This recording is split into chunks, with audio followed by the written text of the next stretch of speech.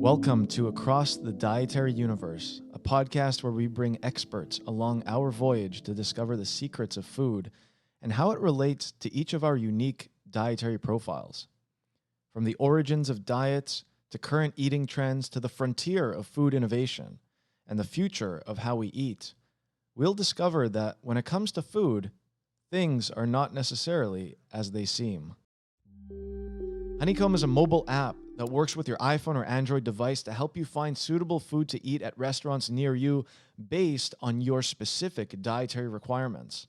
If you're plant-based and celiac, low FODMAP with a tree nut allergy, keto and dairy-free, we support countless dietary combinations and profiles.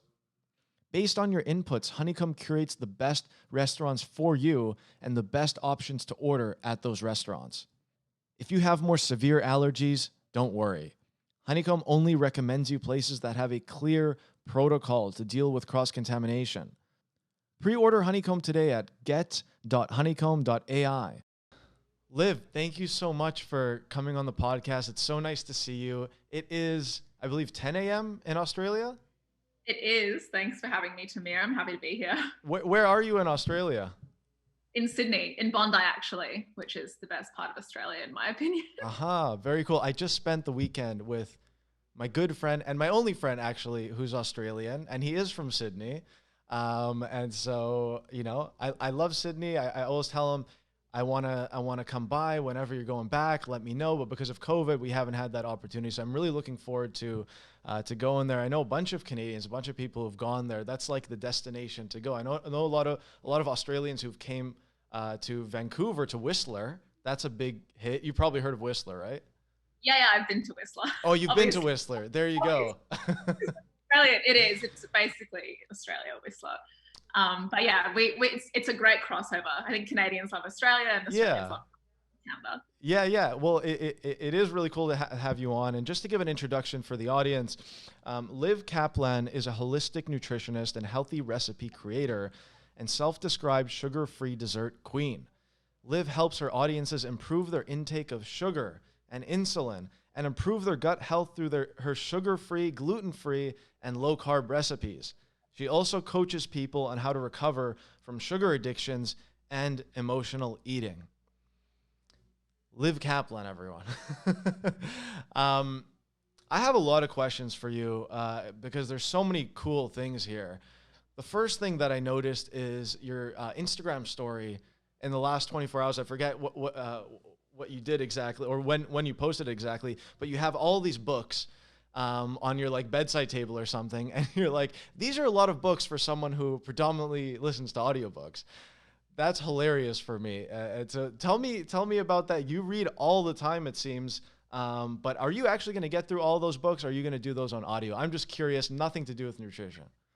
I say that I'm going to read them, which is why I have them stacked next to my bed. So I think there was like 20 books there. Yeah. They just accumulate, and I get bored, so I need to read something else, read a different topic. But yeah, I'm definitely more an audiobook person. I can read them much quicker, but I love learning, especially about food, health, the mind, right? Literally anything, evolution, whatever it is. I love reading. Right. You said at the age of 14, it said on your website, you got Eckhart Tolle's The Power of Now, and you understood apparently none of it. How did that go? What's that? Have you read that book? I've listened to it on audiobook, and I was like 24 when I listened to it. I also didn't understand anything.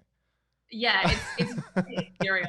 The principles are amazing, which is why I got it in the first place. But I was really young, and I remember I went to the bookstore, and she was like, maybe this is a bit advanced for your age. And I was like, excuse me, I'm going to read this and understand it.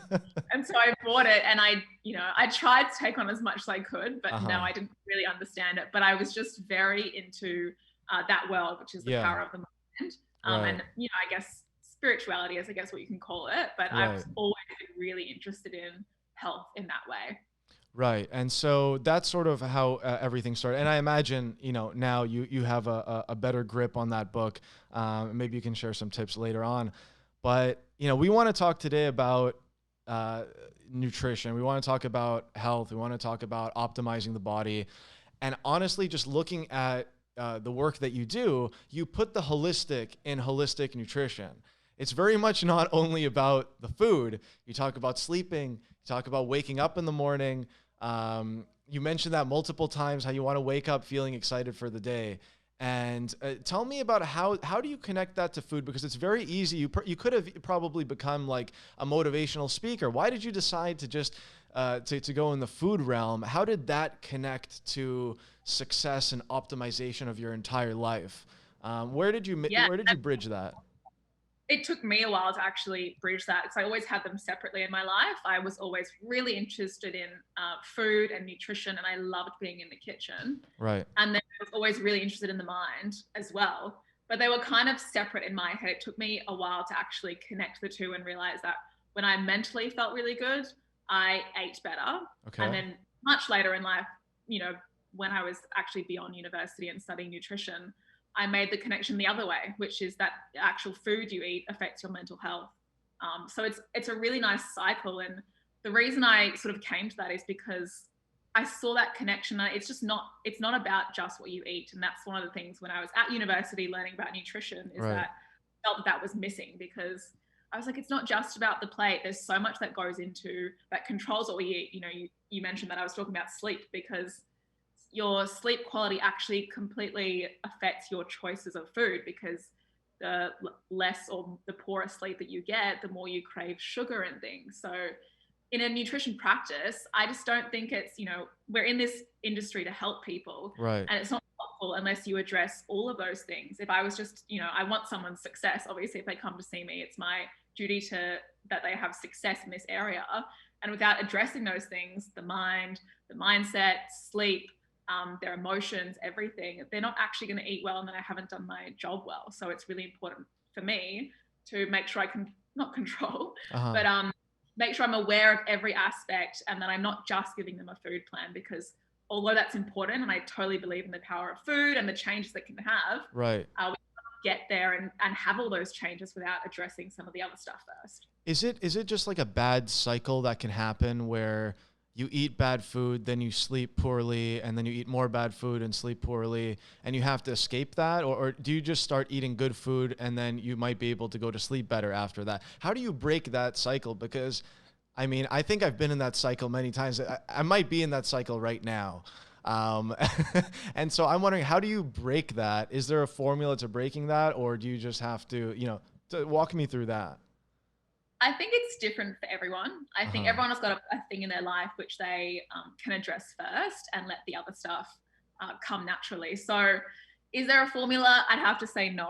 I think the formula is maybe the shift in mindset, which is, okay, everything that I do is going to affect my success and where I want to be. I guess the first thing you can do is be really clear on why you're doing what you're doing. A lot of people say, to be healthy or to be happy and healthy, which is great, but for me, it's not enough of a reason that someone's going to actually change their habits and be like, okay, let me look after my sleep because it's going to help me get to where I want to be, as opposed to let me look after my sleep because Liv Kaplan told me to. Right. Yeah, getting clear on where you want to be and why is, I would say, the first step for everyone. I love that approach that you take as well when you're saying, whatever I'm saying, it's not the rule, it's not the law. It's very much the Buddha, Gautama Buddha, he basically, he's saying, don't listen to me. Just go try it for yourself. And if it works, then you can follow me. It seems like you've taken a similar approach with your nutrition tips and so on. And that's a very humble thing to do, because a lot of times people might, have the arrogance of, you start to get followers and clients and you're like, my way is the only way. But it seems that you recognize that everyone is different, which, by the way, is also very frustrating, because when I went to the doctor after being diagnosed with colitis, they said, well, there isn't one diet for colitis. You have to figure it out what works for you. But I wanted one diet for colitis. It's almost easier that way if you say, well, this is the rule and this is the law, but almost saying, try it out, it can become almost frustrating because there's more work that I have to do. So I guess there is some responsibility, as a client, that, you have to take to work in tandem with the tips that you're giving, I imagine, right? And it's sort of like a back and forth. And if that conversation's not there, I guess you can't really do too much. Yeah, absolutely. And that is, it's a shame. I wish I could just give someone an obvious fix everyone's issues with one particular food or one particular diet. But, right. That's obviously pretty impossible because the human body is naturally complex. But I think if you can make it simple in your mind, accept that you're not always going to be perfect and there is some trial and error that is involved, and also some being open to new ideas. If you just been diagnosed with something from a doctor and they, and that's a really common experience that a doctor's like, well, you have this, bye. Right. And they actually give you helpful tips on what you can actually do to manage that in terms of your lifestyle. And that's because sometimes there isn't enough research to actually see those things. So it's up to you to find the experts in that space and the people who are really up to date with the research. And it's not always conclusive, but I guess, when you've been diagnosed with something, anything you can do is going to be good. Right. That makes sense. So you're big on sugar-free. And something I heard a while ago, because I used to read all these things on optimizing the health and so on. And growing up, my parents always used to say, eat your fruits and vegetables, right? But somewhere along the line, it seems that, we realized that the fruits have a lot of sugar in them as well. Now, that's like a natural sugar. It's not a refined sugar, obviously. But is there something to eating more vegetables than fruit? What's your opinion on that? Because I've heard eat vegetables way more than you eat fruit, but is it equal as we heard from our parents, or is there a difference there? No, I wouldn't say it's equal. I think the vegetables are the kinds of things that you can pretty much eat as much as you want, as long as you can digest them.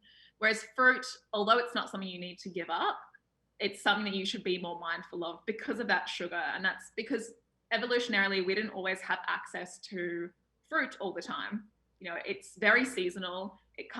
Each fruit comes like at a specific time of the year, and that's how we evolved. We didn't evolve to have fruit at our fingertips all the time. Right. So do you need to give up fruit? I use food therapeutically. So it's totally dependent on your goals. For example, it's not unhealthy at all. And if you're kind of a healthy person, 2 pieces of fruit a day is totally fine. It's not going to have any issues.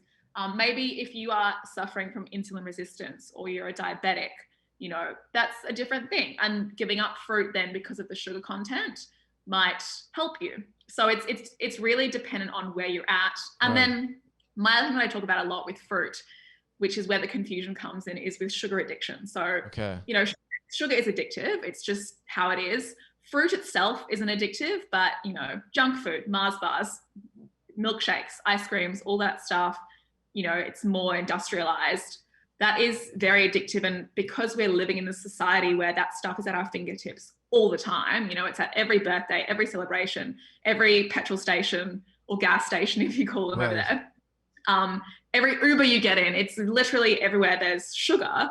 And it creates this dose addiction that we can't say no to. And then what happens is fruit gets stuck in the middle, where if we're addicted to sweet things, we often just, because fruit is healthier, we're like, well, I'll just have fruit instead. Right. But that's still the addiction. So, if you can control your intake of fruit and you don't feel addicted to, you're like, I need something sweet right now, then you're fine. You don't have that addiction. But fruit can mask that sugar addiction, which all that happens is you're just satisfying the craving instead of addressing the craving and stopping it in the first place. And then what happens, when you're in a situation where you don't have fruit to turn to, but there's a lot of junk food, is that you can't say no to the junk food because you need the sugar. So if you're trying to get off a sugar addiction, being mindful of fruit is really important, but it's absolutely not unhealthy.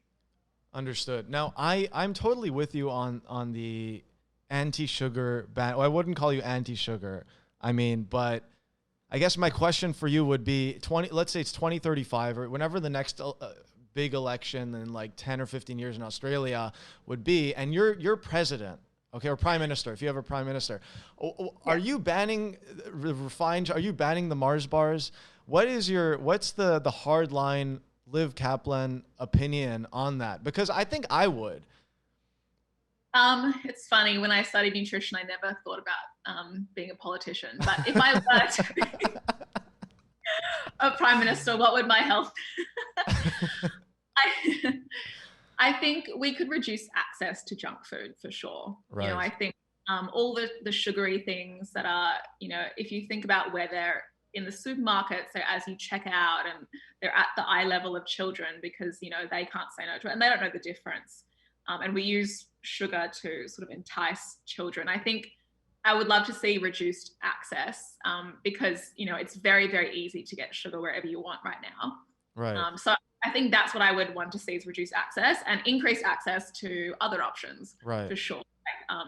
Make it easier to actually, design the environment where there's healthier options or sugar-free options. Got it. So that's a great way to make a big, large collective change, is just change the access. Right. So we don't need to get rid of it entirely, but we need to, emphasize the other, healthier options more. And is that sort of the approach that you take when you say, you eat sugar-free? Is that for the most part? Are there any cheat days, or are you over it completely?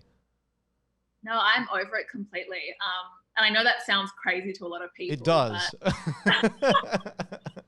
So, I mean, there's no a cheat day I don't really believe in, because I'm like, who are you cheating on? Yourself, really? Right. But I also don't believe in restriction and feeling like you're on a diet or you have to eat special food. So if you take one look at all my recipes on my website and my Instagram, you'd see just how much amazing decadent dessert there is, that when I'm out and someone offers me ice cream or, whatever junk food it is, I have no desire to eat it because I don't feel like I'm lacking in anything. And that's the easiest way to say no to things, is when you're like, I just actually don't want that at all. It's very hard to say no when you're like pining for some sugar. But if you are eating amazing, nourishing, satisfying food, like no one wants to eat boiled chicken breast and steamed broccoli with nothing on it. Yeah. No one can stick to that. We are people and we like pleasure. And that's something that I've always felt with being in the kitchen and making recipes and making cakes and sharing that lovely experience with people that I love, and that doesn't, just because you want to eat well for your own goals, absolutely does not mean that you need to go out with the joys and pleasures of eating. It actually makes it better because you're eating better food. Right.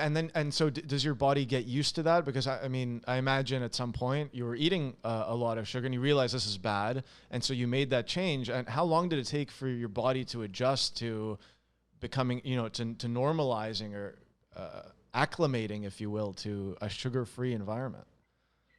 Very quickly for me. I mean, I never ate that much sugar in the first place because I've always been into my health. So it wasn't a big, massive change, but it was a bit of a change in mindset, especially around the fruit thing. Like it was it's really weird to think, okay, maybe I need to not eat so much fruit because we were told, just like you said, your parents told you, eat fruit all day long. And so, and without demonizing things, it's just understanding food and understanding sugar has made the biggest difference. But I think you can adjust really quickly, and you get, that's the thing about eating well. There are no bad side effects of eating well. There are only good side effects of eating healthy. And once you get a little bit of that positive feedback, it's much easier to make the change. And it's a lot easier to not fall back into old habits because you feel better. Right. So, I think that's a big problem for a lot of people, is they are falling back into a lot of habits. And most people probably, before they, hire a holistic nutritionist like yourself, they might be, testing stuff out. They might see something on Instagram. They might read an article. They might get, some friend recommendation, try this diet, try this. But then it is hard to stick to something. And so do you find that the people who come to you, have tried things and you're sort of, they're coming to you with the hope that you have an answer? How is that typical client interaction? Because I don't know that for a lot of people, the first time they try something, they're going to a professional.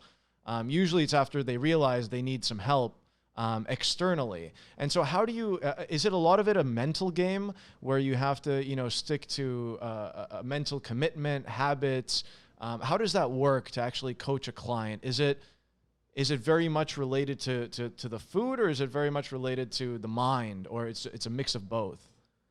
It's definitely a mix of both. So I tend to, and people do come to me with those sorts of things where they've tried lots of things and they're unsure and confused and don't know what works. And they've been to lots of different people. It's quite a common thing that happens.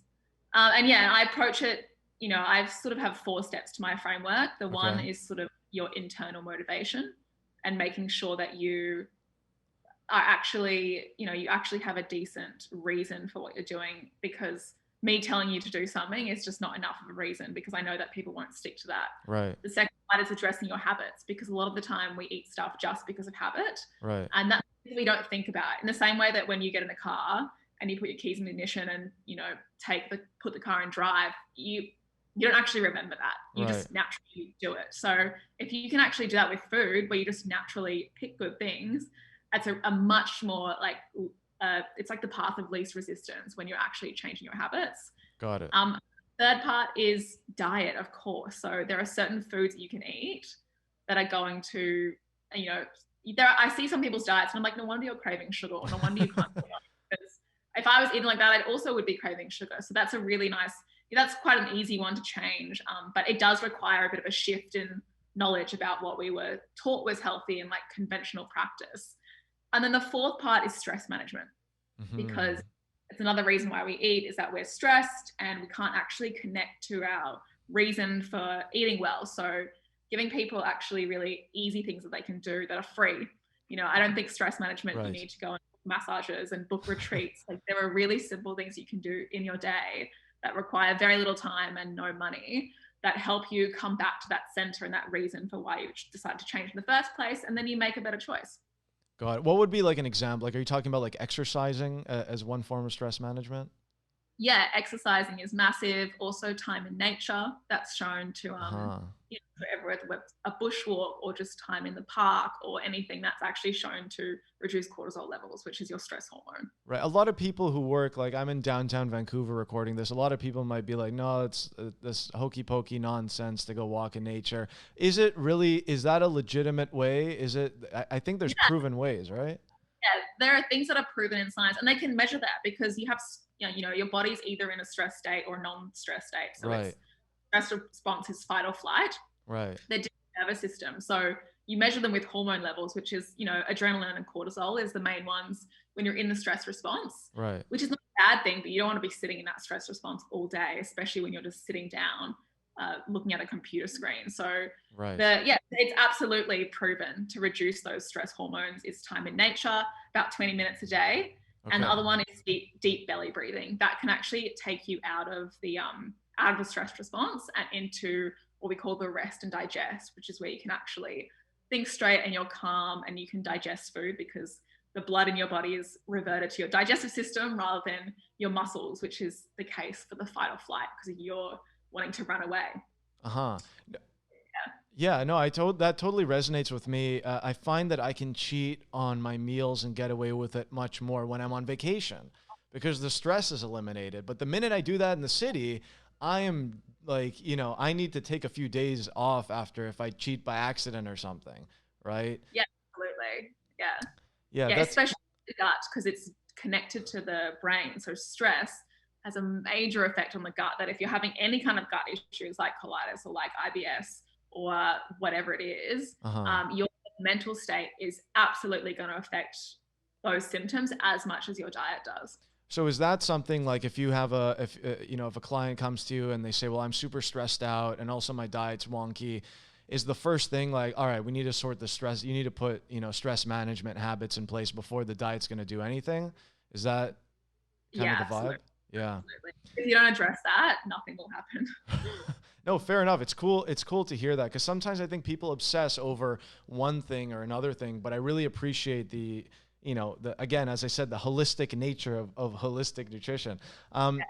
I know that you've dabbled in quite a few diets, vegetarian, vegan, keto, paleo. There's similarities with those. How did you come to the diet that you're currently on? Would you like label the diet that you're currently on? I know like sugar-free, low carb, but for example, keto, a lot of people stick with keto, and keto is like, they sing the praises of keto, but what was your experience with that? And how did you stick with the current kind of diet that you're on right now? Yeah, so I mean, I definitely wouldn't label my diet as anything. Right. It doesn't really fit into any specific diet plan, but I think understanding those diets and why they're there is what has shaped my I guess, how I eat and how I recommend people to eat. So, you know, keto. And the thing with keto is that to me, it's not a diet. Like ketosis is a state that your body's in. Right. Where you're using fat for fuel instead of glucose. Right. So, you know, a keto diet can be a million different things in actuality. Like it could be obviously the bulletproof coffee. It could be fasting. It could be, like not eating. You know, it could be eating cucumber. It's because that's low carb. Obviously, doesn't have much glucose in it. Yeah. So it's hard to sort of like, when people are like, what do you think of the keto diet? I'm like, well, what keto diet? Like, what are you eating? Like, keto is not a diet. Ketosis is a state of the body. Right. So, but the reason, I guess, is the more the research around for me was insulin. Okay. So I got told I was insulin resistant, and also had those sort of symptoms of sugar addiction where you just like can't say no and you want to overeat on junk food and sweet things, even though you don't, you know you shouldn't. Mm-hmm. And so doing a more keto approach allowed my body to train itself to actually use fat for fuel instead of always needing glucose. Because we don't have enough glucose. We sort of need both. It's called metabolic flexibility. We can run off glucose or you can run off the fat, and that stops you from getting hangry. Do you guys use that term, hangry? Yeah, we use most definitely, especially with my girlfriend and I. We use the term at each other all the time. Yes. So being able to have that metabolic flexibility stops that, because we're not like, I need some sugar right now. Your body's actually totally capable of making its own energy. And then in terms of controlling weight, for some of my weight loss clients or overweight clients that want to lose weight, that's such an easy way to do it, because their body can use, you're actually giving them a diet where their body can actually use the body fat, which is obviously what weight loss is. So trying all these different things, but my point is that it's for a reason. So it's not just like jumping on something because it's a fad. It's like, okay, how can you address insulin resistance? And then once I sort of like, I guess, did that for a while, my body was fine and I could introduce a little bit more carbohydrates into my diet without having any negative effects, which would be brain fog, weight gain, cravings. You know, I was totally fine because I had that metabolic flexibility, which allowed me to shift my diet, but I still keep it really low carb. And it's, you know, I like to be in ketosis for a certain amount of the day, which is why I do intermittent fasting. Yeah, I was gonna ask if you do the intermittent fasting, and so what do you not eat? I guess breakfast, or how do you do it? Yeah, I don't eat breakfast, and it just, you know, now it's just a habit. It's just the way I do things, but it allows my body to sort of maintain that state where I feel more energized. My brain is clearer. Controls my appetite as well. So all of those things, you know, that's why, you know, it's important to take things from different philosophies and not either label something as a fad or label it the other way, you know, not a fad. Right. You know, it's just why are you doing a certain thing? I often see people and they like put a certain ingredient in their smoothie, or they do this or do that. And I'm like, that's interesting. Why are you doing that? And they're like, I don't know. I just saw it. Which is something I have not to do, because that's when you sort of like, that's when you get stuck in fad diets. But my approach now, the best way I can describe it is blood sugar balancing. So I don't eat in a way where my blood sugar is on a roller coaster all day. Right. Really managed, and allows my blood sugar to stay steady, which allows me to be in a better mood, easy to maintain my weight, you know, focused, happy, all those things. Just my energy is better as well. So it sounds like the exact state that I want to be in. It's like so hard. I mean, I've been struggling too to get that, and some days I get it and some days I don't. I think because I don't really have a specific, you know, guideline necessarily that I follow, but I just kind of go with like intuition and what I feel. And even though I run a dietary company, you know, it's software at the end of the day. I'm not a nutritionist or dietitian. We build good software though. So I don't necessarily have I haven't been in the lab like you have, for example, you know, figuring out the best, most optimal way. But definitely I think that's the ideal for everyone, is that they want more energy. And I'm curious, because you're not eating breakfast. What do you have in the morning? Like, are you drinking a coffee? Are you drinking like 5 cups of water with lemon juice? What's the game plan? Yeah, I have a lot of water always in the morning, because hydration is important. I think that's something we all know. And then, I'm not always drinking coffee, but most of the time I'll have a black coffee. Sometimes I'll have, like, I'm not really that strict about being in a strict fasted state. So sometimes I have a latte with almond milk, which I love. Sometimes I have a bulletproof coffee if that's what I feel like. Right. Yeah, and then I fast until I basically I'm sort of like, I liked what you said there about just listening to your intuition, because I think when you're eating well, you kind of can do that. So you know, I don't fast because I'm trying to be on a diet. It's because I'm not hungry. Right. So I just wait and then I eat when I get hungry, which is anywhere between 11 and 1. And it's just, it feels more intuitive because you're like, okay, well, now I'm hungry, I'm going to eat something. Right. Right. Fair enough. Well, I have some more questions here. I think it's useful for the listeners to talk about this. So I'd like you to just, you know, dabble in the story of, or the journey rather, of how the food you ate was, you know, put you in certain mood swings, put you in low energy states, put you into, you know, depression feelings, and then finally into remission. I imagine there was a lot of trial and error, and I think there's people out there who are probably feeling the exact same things. You know, of course, now you have the, you know, again, on your website, so you haven't reached enlightenment yet. And I love that you put that there. Yet being, you know, the key word. But everyone's looking for you to see if you can make it happen. But, you know, for people who are, you know, going through that and they think there isn't a light at the end of the tunnel, maybe their body is just flawed. And I went to a neurologist once when I was very young, and I said, well, I have this issue and that issue, and they ran some tests and they couldn't find anything. And he basically said, well, Tamir, you're just weirdly wired. And you don't really want to hear your doctor just say, well, you're weird. And I think a lot of people just feel like, well, that might work for Liv. That might work for this person. That might work for that person. What's the light at the end of the tunnel that you were in that same boat, but you found a way out? What's the story? What's the journey then for people? What can they look to get the drive, I guess? Yeah, I think that's a really common feeling and experience, that people feel like they're at a dead end, especially when you go to a doctor and they tell you things that they told you. Like, it's really disheartening. What I would say first to that is that I think you're allowed to accept that you're not perfect. And I think every person on this earth, no one is perfectly healthy.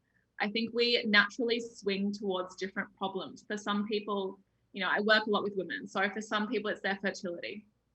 You know, that they're constantly, their cycle is going irregular and they can't get on top of those female hormones. For some people, which is the category that I fall into, it was my mood. Like, if I'm not looking after myself, I get into those depressive like states and I feel anxious and I feel down. And but you know, my fertility is fine and my cycle is never affected. For some people, it's their digestion, that if they're not looking after themselves, their digestion goes whack and they get all these bad symptoms. You know, everyone has got something. I think the first thing is to address that and in a way change your, like, so first of all, like, just accepting, you're like, okay, look, everyone has got something. This is my thing. And be grateful for the fact that you know what it is, because then you can address it. And so that's, you know, was a big part of changing my mindset and actually giving me hope to look into things. And naturally I went to food because I'm a nutritionist and I learn about food all day long. So with anything that goes wrong, I'm always like, okay, how can let me look at the research about how my diet and my food and my vitamins and minerals levels affect this particular thing. But I just, you know, it was actually quite a weight lifted off my shoulders when I stopped getting angry at myself for being the kind of person who loses that happiness a little bit. I was like, okay, well, at least I know, and I'm grateful that I know, because then I can manage it. And I don't need to fall into those states because I know how to manage it and eat well and do the things I like doing that keep me happy. And you end up totally not feeling disheartened anymore, and you feel grateful that you know. I think obviously the next step is that we don't always have the solution. But yeah, I think be grateful for the journey and don't stop keep on finding what works for you. Like, one of my friends, she talks about that health is a puzzle, and we're always, all of us are putting together these pieces of the puzzle because the human body and the world and the universe is so complex. You know, we aren't robots that can just take one pill and fix one issue. Yeah. And so always working on your puzzle, and that will change as well. You know, it's not like something's wrong and then you fix it and then you're fine. Right. I mean, you know, that can happen, but the reality is your life's going to change. You know, next year you might have a different situation. Maybe you've got a family that you need to provide for, or you're in a different relationship or a different country, or you have access to different food. So we're always, you know, there's never a destination to get to. We're always working on things. And so a bit of self-compassion, I think, and of course, looking for the answers and finding, you know, people that know what they're talking about. Right. No, I think that's brilliant and very well said. As far as the, you know, the balance of getting all of your nutrients from the food you eat and actually taking supplements like vitamins and minerals and so on, is that par for the course to have to go and buy supplements, or is there also an approach that you just get everything from the food that you eat? Like my dad, for example, follows my mom and dad follow a Mediterranean style diet, which is whatever, allegedly the best thing, you know, the best diet. And they're feeling good and they don't really take too many supplemental vitamins and minerals, and it works for them. But you know, what's the ideal? Is the ideal a little bit of both, or that you get everything from your food? The ideal is an individual approach. So there's no, like, I could not give a list of supplements that everyone should take. Right. I think you need to take supplements therapeutically. So, you know, there are certain deficiencies that might be causing your symptoms. For example, magnesium deficiency can lead to symptoms of depression. So magnesium can be a therapy for someone feeling low moods and things like that. It's a really individual approach. I think the other side of that is that you can't out supplement a bad diet. Like you just, you know, definitely the best approach is a bit of both. Like you can't, a greens powder, for example, is not a substitute for green vegetables. It's a nice addition maybe for some specific reason, but you know, food first, it's also cheaper than having to take supplements all the time. Right. Tell me about any, you know, the challenges, I guess, of, because to me, I can't even understand going and being totally sugar-free at restaurants and going out. I mean, it sounds like you may have lost some friends that you had in your social circles. I literally was talking to a dietitian and she's like, I don't have the same friends I used to have because I don't eat the same things. How challenging is it? Because there's hidden sauces and stuff that have sugar in it, and they're almost never disclosed blatantly that this is a ton of sugar in it. So how do you go about navigating and maneuvering that? And I'm sure a lot of people care about this, Honeycomb listeners and your viewers as well. Yeah, definitely. So I mean, the first thing you have to do is just really understand food and cooking. Okay. You know, not everyone has that ability, which is what I try and teach people, but I can sort of skim a menu and see what sauces have sugar in them. For example, like teriyaki, barbecue sauce, ketchup. You know, I know that those things have sugar in them, but I also understand that for the average person, they may not know that. And I know cooking techniques as well. So something breaded or fried, you know, I know how it's going to be cooked. So, you know, and that is something that I can't sort of pass on to people that well. Yeah. But yeah, so that's, I think the biggest thing is understanding food and menus, and that will hopefully stop you from having to ask the waiter all the time, what is this cooked in? How is that cooked? All that stuff, because I know that can be awful for some people, and I don't want to be like that either. I love eating out. Right. I'm pretty lucky with where I live, because in Bondi, it's very, you know, my best comparison is like LA. Like it's a very health focused place. It's sort of a smaller, less advanced version of LA, where there is just, people are really healthy. So there are options here, but I know that that's a very unique situation. And even with that, I still find myself, you know, my definition of healthy is different from the classic standard definition. And then sometimes I won't eat things and people are like, why? I thought that was healthy. And I'm like, I don't want to get into the conversation, but for whatever reason, I'm like, it's not, you know, it's for this reason, I don't want to eat that. You know, for example, muesli or granola, like that's filled with sugar, but that's something that people think of as healthy. And I would never order that. I would order like the eggs and stuff. So it can be hard.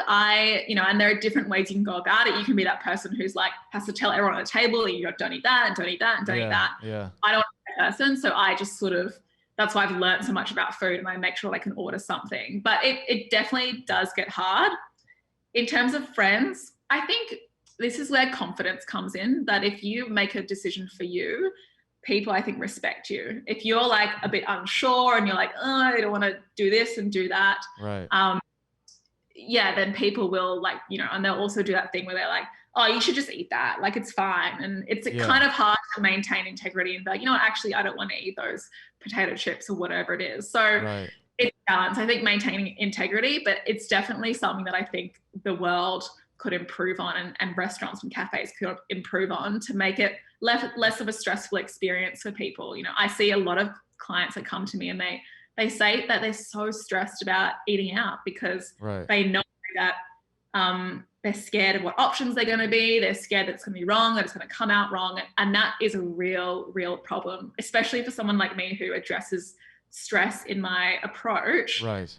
Like, if you're really sitting there stressing out, it's no matter what, like, your eating experience is going to be bad. It creates a really bad energy around food. And also, happiness is a big part of my approach as well. And if you can't socialize, what's the point of if you're stuck at home all the time because you can never eat out? Australia is we're a very social culture, and we love to eat out and drink, and it's very cafe and restaurant focused. And for me, I was like, I'm never going to give that up. So yeah, well, that's a big red light for a lot of people. They say, you know what, enough is enough. I'm just going to deal with the consequences. I want a social life. I want to enjoy, because that's the other approach in the end, is like, this is too hard. I want to enjoy. And so I think it's good the way you're saying, like, it doesn't need to be necessarily so hard.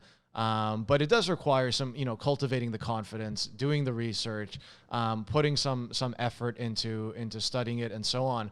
I guess what would be a restaurant that you would go to for like a type of like a cuisine, for example? Is it just like a health oriented restaurant as a whole, so they have less sugar? Because a lot of people, when they think health, sometimes they just go to like a plant-based restaurant, but that doesn't necessarily mean healthy by any means. It just means, no animal products. Yeah. What do you go to? I think I like it's quality is my biggest thing. So I find that the general like Australian food, which, we're a very big breakfast and brunch kind of culture. So everything's about eggs and smoked salmon and meat, and my meat being like bacon and things, and beautiful yogurts and all that stuff. So what I look for is really good chefs that actually care about the quality of food that they get, because I find that's a really good sign that they get pasture raised eggs instead of caged eggs. My value. So I look for a really good chef that's aware of food, that's for sure. And then I guess around here there's always option, because there's so many gluten-free people in Bondi that you'll never go anywhere in Sydney really without having a gluten-free option. Yeah. How do you find out that something's like the eggs are pasteurized, for example? Do you call in the restaurant? Do you email them if you have to? Or do you just look for the ones that are labeled? Well, I think a lot of first of all, they're more expensive. So they'll often be on the menu. Because got it. A cafe might want to be like, we use pasture-raised eggs, we use grass-fed meat, because they know that people care and they know that people are willing to pay a little bit extra for quality. So I try and go for those types of restaurant. See, plant-based, like there's a few vegan restaurants, but I sometimes would go to them, but it's not really to my taste. And then it's like those health food stores or health food restaurants, which are people that are really into the quality and the type of food that they're eating. But a lot of those close down because they're not making enough profit. Right. Because the healthy ingredients are expensive. So it is this like awkward in between, and that's happened to a lot of my favorite places. And also then I find like socially, like people don't want to go to those places, even though maybe that's what the food that I like. You have to be more accommodating and make sure everyone's happy and that it's a nice restaurant. And Yeah, in Vancouver, it's sort of the same way where, but I think, we're probably, comparable, like you said, to Bondi or LA, in that we're, there's a lot of people looking for healthy options, and there are some, really good places here. But there are a lot of like healthy restaurants that masquerade as healthy, but they're not actually healthy. They're just for one particular diet. Again, gluten-free doesn't always necessarily mean healthy. It's good for one diet, but not necessarily for the other. And that's something that we, but I appreciate with what you do, because you also hate telling people what to eat, right? And that's what your thing is. And we're the same way. Like I always said, especially to early investors at the company, so we're diet agnostic. We don't really care what people want to eat. We just want to find them the food, which is why we abduct aliens. It's not abduct. The aliens are abducting donuts, because even if you want a donut and it's unhealthy, it's okay if it suits your diet. And everyone has different parameters, but it doesn't always mean healthy. And I think there's, something that suits your diet, and I could eat a lot of food that suits, my colitis diet, but it isn't necessarily healthy. And so I think there's, the next level up, the next dimension is, after it suits your dietary needs, is this actually something that's giving you the energy that you're looking for? Is it giving you, the clarity of mind? Are you getting brain fog? Brain fog is another big thing that, I've struggled with after eating like oatmeal in the morning. I'll eat a big tub of oatmeal and I'm like, oh, I'm getting the gains and I'm going to have energy for the day. And then you crash in like 2 hours. I also made that shift. I used to have oats all the time for breakfast, and now I wouldn't touch them. It's because of the carbohydrates and the insulin and the brain fog. Yeah, but I love that diagnostic. I think I'm going to steal that, because I think, what I do, like, I think people's like, oh, sugar-free, low carb, or keto, all the stuff, and they go, it's really just me sharing what's worked for me, and why, because I know that can help some people, but if you want to eat sugar, it's not, right. It doesn't affect you. No, I like that. I like that. And I appreciate that. I think that's the right way. The follow-up question, I guess, before we wrap up, a couple things. One of them is, if you are looking into the future, how do you see the restaurant industry, or the entire, it could be supermarkets, however we buy food, however we eat food? Do you think you're sort of at the frontier of the right way, that more people are going to become conscious of that? Or are we going to stick with the tradition? And the tradition is to eat, whatever, oatmeal. Or the tradition is to eat this thing or that thing. Do you think it's always going to be a bit of a balance, or are we just going to get into a hyper health mode in like 20 years, 30 years? What's your prediction? And I don't want to put any words in your mouth, but maybe you've thought about this. I think it will always be a balance, but I absolutely think that we are more and more being more aware of health, and in a quite detailed manner, which is, where the food is coming from, what it does to us, what it's actually made of, your mindset around eating it, your stress levels. I think it's only becoming more and more important. Mm-hmm. So I think the industry is going to have no choice but to adapt that. And it's happened already, with gluten-free options, for example. 10 years ago, you could never eat out and be gluten-free. Now you can go anywhere and be gluten-free and be fine. So I think it will just continue to follow that pattern. I think what we'll battle against, to be honest, is companies, obviously any business is trying to make a profit. So what happens is, whether it's a food manufacturer or a cafe or a restaurant, that can often come at the expense of people's health. So I think that's what we'll always battle against. I don't think it will be people's wanting to be healthy. I feel like everyone is very naturally motivated to be healthy. Everyone wants to be healthy. Maybe people aren't really sure what that is, but I think everyone has that desire for sure. But, sometimes for a food manufacturer, it doesn't make sense, because they're not turning a profit, because, healthy ingredients can be more expensive. And so if we could change that and make the healthy ingredients cheaper or more accessible to everyone, whether it's a restaurant, whether it's a food manufacturer, whether it's an individual person, then we'll start to see that shift where you don't have to choose one or the other, which is profit or people's health. I love that. And I hope we get there. I think we will. I think it's going to take some time. Is the big takeaway for everyone, the thing that's threaded through, the theme that's threaded through all of the conversation, should people reduce their intake of sugar just across the board? Is there any benefit to increase? Obviously, we don't want to increase it, but should people just really think about their sugar intake? I think so. I think sugar generally, aside from fruit, it's pretty much always just junk food. So, there's no downside to giving that up. Right. It's only ever going to be good to not eat junk food. How you do that is obviously like address your health and all those things that we talked about. But I think any effort that you can make to reduce your sugar intake is only ever going to do you good. Got it. Well, Liv, it was a pleasure talking to you. It was really, really cool to learn so much, learn more about the story. I think we could talk about this topic probably for another 2-3 hours. It could be like a Joe Rogan podcast, but that's not what we have on scheduled today. We got a lot of action-packed information from you, and I think listeners can check a couple of your ebooks out because I thought they were really interesting. One of them is your Fat Fudge Treats. Which I believe is low sugar. It's a way to eat sugar-free, or is that the book Create? It is, right? Well, Create is my sugar-free dessert.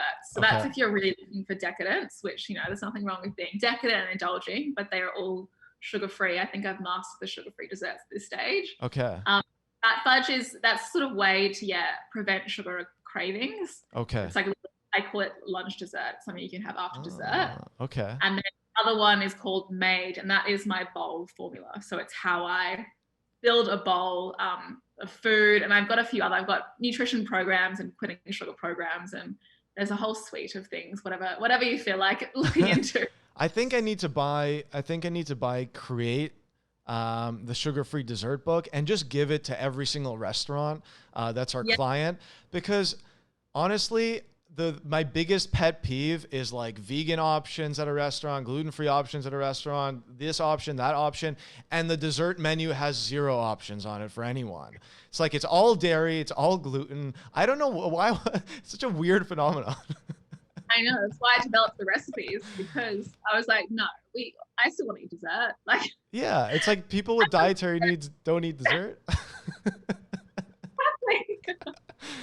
It's a very strange thing, but very excited that you offered many solutions, and everyone should follow you on Instagram. We'll have all the links and everything everywhere, and this podcast will be available on audio and video on all the platforms and all the channels. So Liv, thank you so much for tuning in or calling in from Australia, and we're really happy to have you. Awesome. Thanks for having me, Tamir. It's great to chat. Awesome.